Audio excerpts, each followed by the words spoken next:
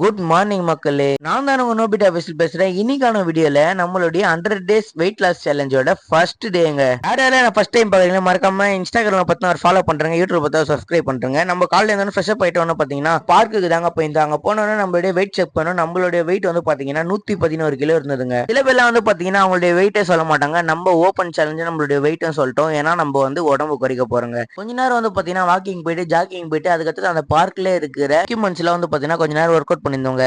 அங்க இருக்கிற தம்பிள்ஸ்ல வந்து பாத்தீங்கன்னா செஸ்ட் ஒர்க் அவுட் கொஞ்ச நேரம் போட்டுட்டு அங்க இருந்து கிளம்பியாச்சுங்க.